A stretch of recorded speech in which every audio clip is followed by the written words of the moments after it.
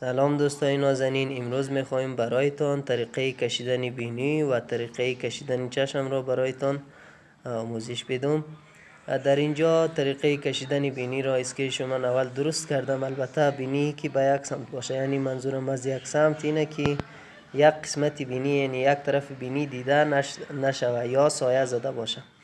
اول دو تا دایره میکشیم، یک دایره بزرگتر یک دایره کوچکتر، و این قسمت همو سوراخ بینی رو نشان میده. بعد مرحله بعدی مرحله سایه زدن است که ایرم در جلسه های قبلی یا در ویدیوهای قبلی برایتان گفتم که قسمت هایی که تاریک است و برجستگی ها را نشان میده.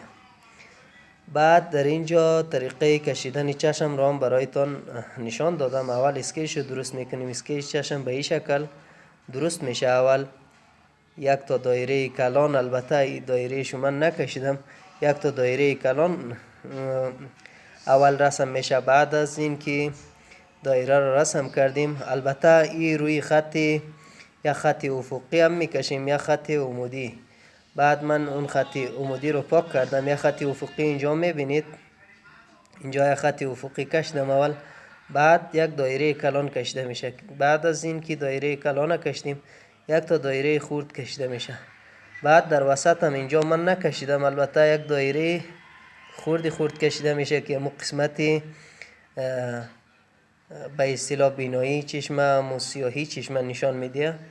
و در اینجا برایتان مرحله سایه زدن چرا برایتان نشان دادم. اینجا کشیدم که به این قسم سایه زده میشه چشم. اینجا کنجای چشم که است، قسمت های تاریکی یا قسمت هایی که بیشتر سایه میخوره نشان میده. خدایا رو مددگارتان.